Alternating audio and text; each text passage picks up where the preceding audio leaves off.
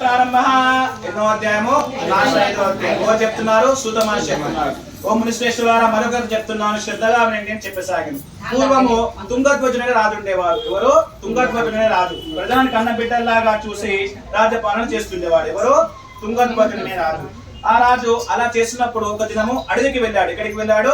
అడవికి వెళ్ళి అనేక జంతువులను సంహరించి తిరిగి ఇంటికి వచ్చే మార్గంలో ఒక చెట్టు కింద విశ్రాంతి తీసుకుంటూ ఉన్నాడు. ఇక్కడ ఒక చెట్టు కింద విశ్రాంతి తీసుకుంటున్నాడు.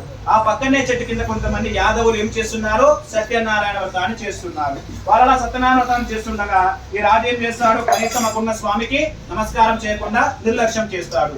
తర్వాతకి పూజంతా పూర్తయిపోయిన తర్వాతకి ఆ యాదవులు ప్రసాదం తీసుకొచ్చి రాజు ముందు ఉంచుతారు. రాజు ఏం చేస్తాడు? మీరు పెడితే నేను తింటామని అహంకారం చేత ఏం చేస్తాడు? ప్రసాదం అక్కడ వదిలిపెట్టి రాజ్యానికి వెళ్ళిపోతాడు. అలా వెళ్ళిపోయేసరికి సత్యనారాయణ స్వామికి ఆ రాజుపై కోపం కలిగింది. తాత్కాలికంగా రాజుగారు మురుగురు సైనికులు చనిపోయారు. క్రమక్రమంగా దరిద్రం సంభవించేది. అష్ట కష్టాలు పాలయ్యారు.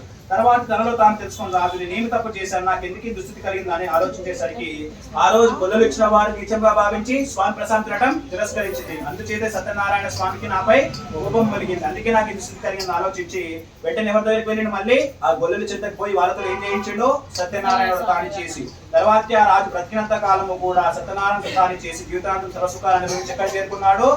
సత్యలోకానికి చేరుకున్నాడు. మామూలికమైన ఈ వ్రతారితాన్ని భక్తి శ్రద్ధలతో చేసిన వారైనా, వ్రతాన్ని చూచిన వారైనా, కథను విన్న వారైనా స్వామికి కృపకు పాత్రలు అవుతారు. ఆయన కృపతే ధన సంపత్తులు పుత్ర పౌదికాలు పొందే పరలోకంలో సరసుఖాలు అనుభవించిన మోక్షాన్ని పొందగలరు. ఈ వ్రతాన్ని భక్తి శ్రద్ధలతో చేసిన వారు దరిద్రులు ధనవంతులు కాగలరు. బంధుత్వం తను భయం తను అటు భక్తులు నిశ్చయంగా సవిష్టాలు పొంది అంత స్వర్గలోకాన్ని పొందరు. కావున గురులారా మానవులారా సర్వదుకాల నుండి వచ్చి సత్యనారాయణ వ్రతాన్ని దీని వ్రతాన్ని ఆచరించింది.